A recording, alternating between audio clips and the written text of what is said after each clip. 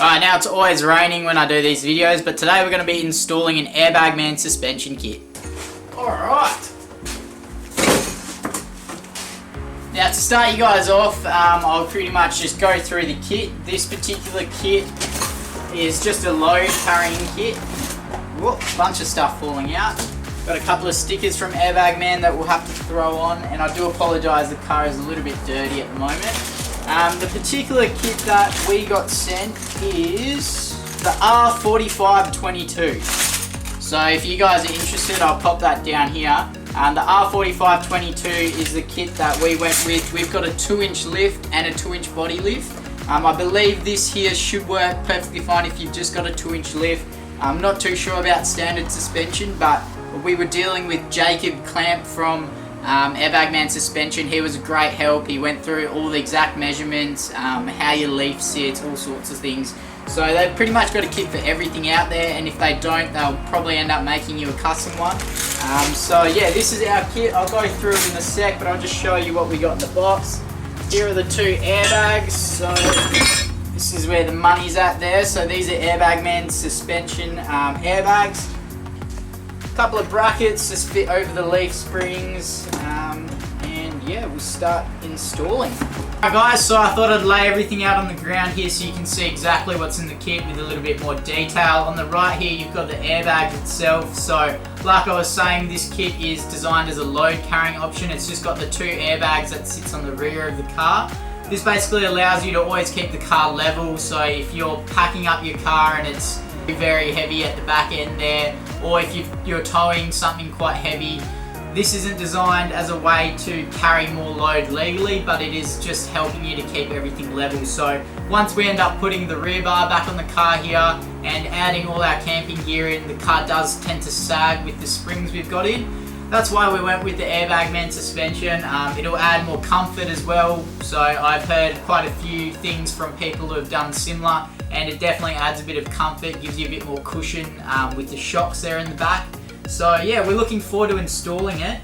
First of all, I just wanted to start with the fittings. So with the fittings themselves, this one isn't included, but this is something I just found lying around the house. It's a bracket, I think off a bull bar or something like that. It's going to work perfectly for mounting our valves. So these valves are what you're going to be using to be pumping up or deflating the airbags themselves. Alright, so that's number 1 done there. Do the same with the other side here. So we'll take our 2 washers. One just goes on this side here. Sits under like so. Other washer. Nut.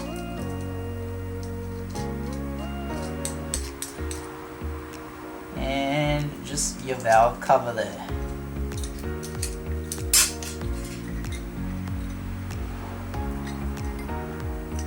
Cool, so that's how that sits like that. So with that out the way, we'll move on to the actual airbags.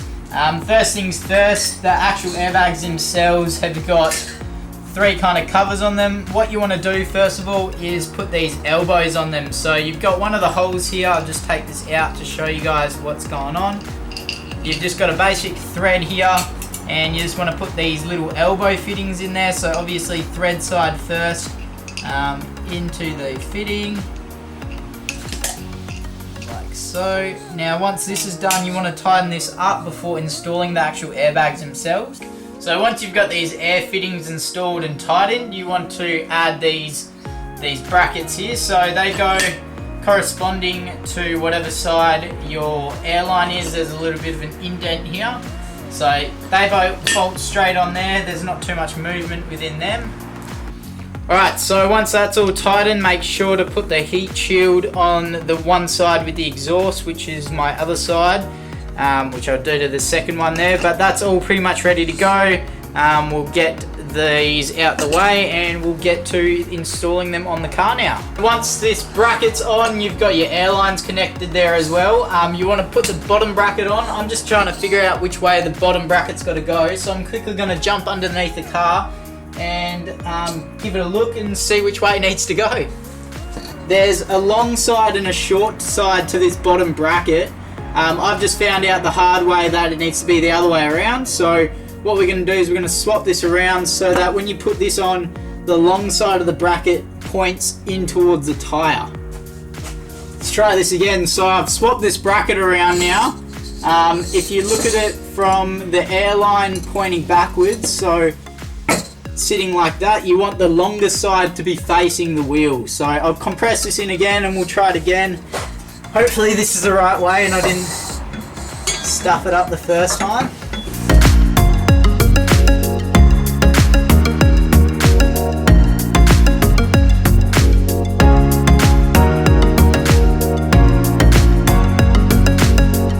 The U-bolts are all done up. I'll just take this camera off. We've done up the bump stop bolts up the top there, and that's the first one in. It looks pretty good. So here you can see a little bit more what I mean about the plate. So the plate's got those are the holes that you're using for the plate there. So this is the longer side, that's obviously the shorter side.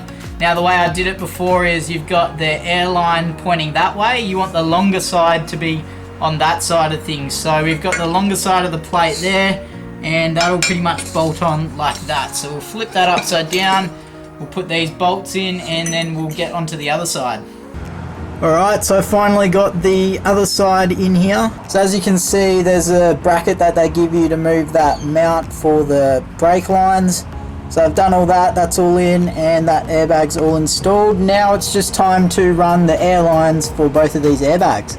So I've fitted the airbags. Now it's just time to mount where we want the valves. So I was thinking of just using this mounting point there and just installing them.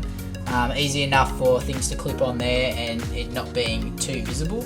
So I'll take this off and fit them in, and then we'll run our airlines. I've installed the mount. I'm just going to take these off, run the lines, just trying to keep it away from all sharp objects and also the heat, and then we'll hook everything up and give it a go.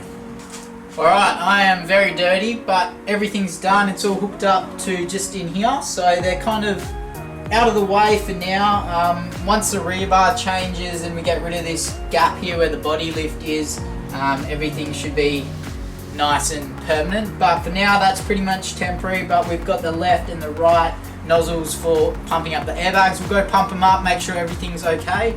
I think these ones here are rated to 50 psi, so you can't go any more than 50 psi in these bags, and it's about 5.5 to 6.5 inches is what height you want to keep the bags in. So yeah, I'll pump them up, make sure they're within those guidelines, but everything's looking sweet, and yeah, super stoked to try this out. So hopefully this helped some of you out. I'm just going to go ahead and pump up these airbags now. We've got the fittings down here, so you've just got left and the right bags.